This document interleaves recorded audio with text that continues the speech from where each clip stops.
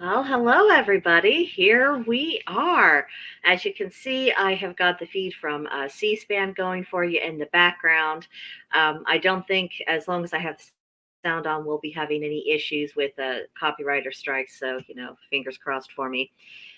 Don't forget to like and subscribe. I'm also typing that in the live chat. It does help out the channel, so anything you might do with that is most helpful and most appreciated. Also, before we get started, I want to remind everyone that tomorrow morning at 8 a.m. Central Time, I'm going to be doing a live stream with Stein Fox of Tribe of the Grain Horde Pagans.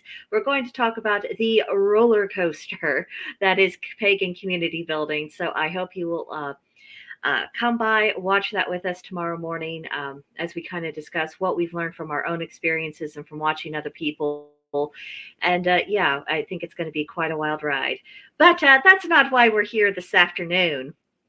Cowardly commotion of clown world. Yes, indeedy, ladies and gentlemen. My goodness gracious, look at this mess. I guess we're on the eighth ballot, and no one is broken through. A ninth speaker vote is possible today. Well, you know what? We'll find out. Last evening, they decided that they wanted to go to happy hour instead of get any work done. So we'll see. But yeah, so McCarthy and the establishment, they haven't quite gotten the hint that uh, the people who aren't going along with the program, they're just not that into you. I mean, I think this is a sign after 8 ballots. If you haven't gotten the message yet and you don't realize, you know what? I'm the one holding up the process. I'm clearly not going to get things with people. Maybe it's time for me to stand aside and let someone else take it. Woohoo! You would think that that's the message that would get through, but apparently not. I mean, what a pack of losers. I mean, look at these people. They know this is theater, they know it's stupid and ridiculous. But on the other hand, it is coming with its comic moments. I was watching Tim Pool's live stream earlier today when they were doing the seventh ballot, and there was this great moment when Matt Gaetz got up and he voted for Donald Trump, and there was an audible gasp in the background. There was actually a it just felt so good to hear that. And considering the fact that when the camera turned on to Matt Gaetz and he was all smiling and laughing, I'm pretty sure he did that just for comedic effect because they're not going anywhere. Might as well have some fun with this. I respect him for doing that. The way things stand now, apparently three other people have been voted for. I didn't catch the eighth ballot, so I don't know who the others are. If you do, let me know in the comments. But I guess this is where we're at, and I think the holdouts are doing an enormous public service. Honestly, I think we need to be calling up them, and as well as pressuring our own representatives to keep this up. And if our representatives aren't holding back the line against McCarthy, I think it's time to just kind of say, you know what, those votes that you got. Do you ever want to get those votes again? If you do, maybe, just maybe, you start doing what the voter's telling you instead of what the machine is telling you. I think that would be a pretty valuable life lesson to learn. And honestly, I don't think there's any reason for the holdouts not to just keep going with this, because the worst case scenario, in my mind, is that they don't. The holdouts don't get anyone who they've nominated. Looks like Donald's is still. Uh, of interest to people. People are still voting for him. But let's say they don't get votes for Donald's or any other candidate. Okay. So what McCarthy will have to do is he'll have to get some Democrats who are cultist lunatics to vote for him, which, I don't know about that, if he'll actually succeed. And if he does succeed, I am pretty sure there'd be some rather massive gives that he would have given them in negotiation, things that he probably should not have conceded at all. But that's might be what it takes in order to get McCarthy the speaker's gavel.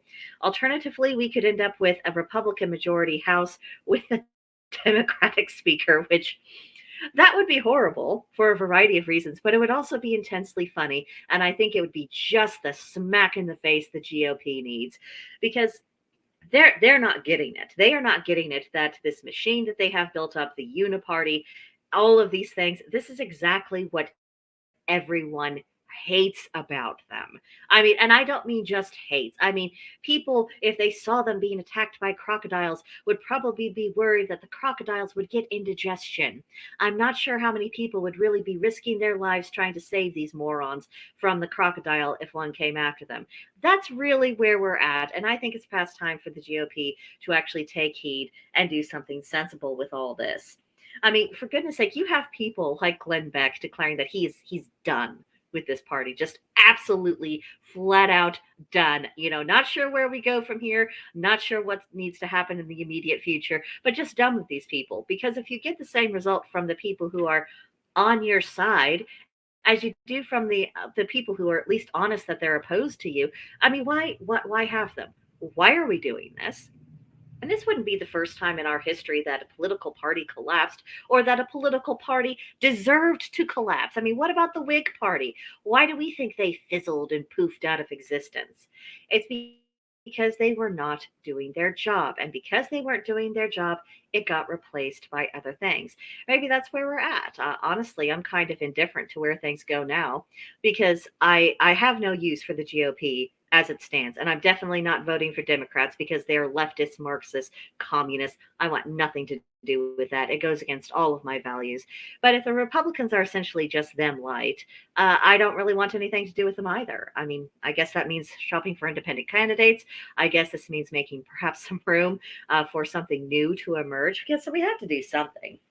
I mean, if anyone is actually serious about doing something useful for the Republic or being able to do something that doesn't involve this country completely collapsing in on itself, we're going to have to do something that isn't the thing that we have been continuously doing.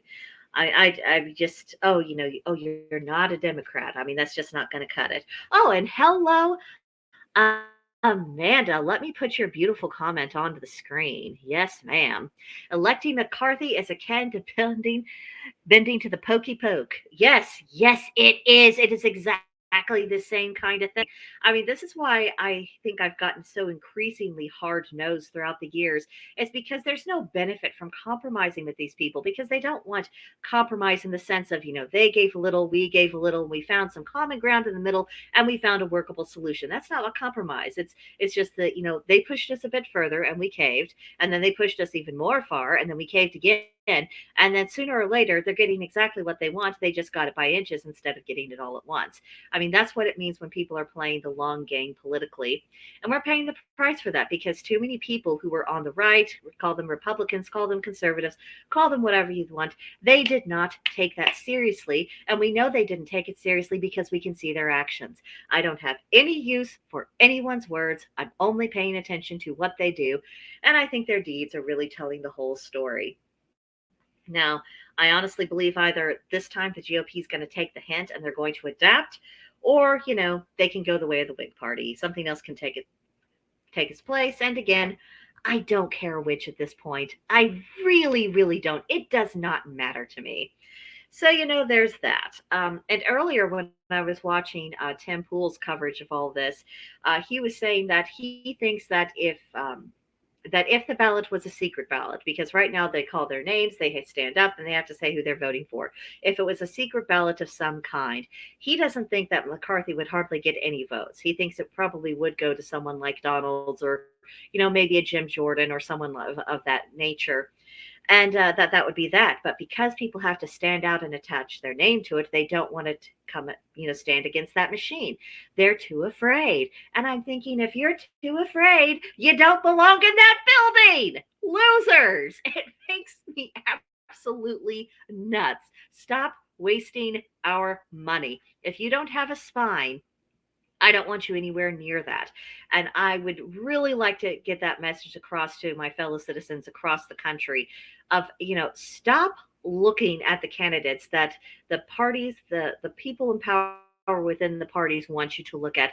Start exercising your own judgment and talk with your dollars. If they can't get funding, then they can't get away with as much of this stuff. I mean, just start putting your foot down. Start saying, I don't want this polished, too pure to be pink, a little candidate that that the party is just so happy to support. We don't want that. We want people who are going to take a hard line and saying constitutional process exists. And if we aren't following it, then guess what? We're not doing anything. Because I'm telling you what, I would be perfectly happy if we every single day was watching them vote with absolutely no result. And as far as I'm concerned, we can do this from now until the next election cycle. I do not care. And this is why. Because while they are doing this, while they are hamstringed like this, they can't commit any other crimes against the American people. It means they're not passing other bills and legislation. They're not tangling us in more regulations. They probably even compromises the ability of some agencies to enforce ridiculous unconstitutional edicts against us because they may not have the funding or they may not have the support. So this might be the best possible thing. So go ahead, vote forever. I don't care anymore. I think it's fine. It's probably the most useful thing that anyone's done in Congress for many a year. And quite right, Amanda. Viva la constitutionalists. Yes, indeedy. A lot of this problem that we're seeing right now would be completely avoided if people who actually do like the Constitution and believe in it had gotten their way. If anyone had actually listened to us for a change, that's all that would have happened. Because for one, you would not have this rampant Marxism in government. The Democrats would be much more contained. And the Republican Party would be living in fear of the constituency, which it should be. I mean, as far as I'm concerned, I mean, the public having loyalty for a politician, that is pure and utter bullshit. No, I am not, I don't owe a vote to you. You are not owed anything from me. You have no right to my vote. I want you to live in fear up until the time I go into the ballot box, and maybe give you a smile saying, yeah, I totally voted for you. Only then you can relax. And then you can only really relax once you see the outcome of the election. I think it's time we stop taking polls. I think it's time we stop giving them even a shred of support. And I think it's time to write some rather nasty old lady letters or make phone calls or whatever else we have to do to tell them this is not going to continue. I don't care about you. You do not hold this office through divine right. There's nothing special about you, and the actions that you have undertaken in Congress are outright crimes against the American people. So, anything I can do to get you out of power, I think that's going to be fine. You are expendable. That's what every single politician should wake up every single morning and have that thought forefront in their brain. They are expendable. They only get to have a job. They only get to have a paycheck at our expense for as long as they actually do something worthwhile for us. So, yeah, that's kind of my thoughts on the situation. There's not much else happening, so I'm not going to take up more of anyone else's time. Again, the only thing I will remind you of is that tomorrow morning, 8 a.m., I'm going to have that live stream with Stein Fox, Tribe of the Grey Horde Pagans. I have the link to his YouTube channel and also the link to his group on Minds. Definitely check him out. Get to know his people. The only way pagans are going to really experience growth is by supporting each other and giving each other shout outs, and also by checking out, the work that they're doing on behalf of the community. Because even if you're not a part of a particular group, the fact that someone has a group and they're doing their very best to build that up, that actually does create a net good within the community. So something worth thinking. One last thing from Amanda. Finally seeing politicians say no to the mob is refreshing. Let me put that on the screen because I think that's an excellent thought for us to go out on today. Yes, it is. That, in fact, at this point, that's the only thing I want to see from any of these losers. Say no to the mob, and if you don't, I don't care. I don't expect anything better from like the Dan Crenshaws of this world who started out really promising and then, quickly went down the drain.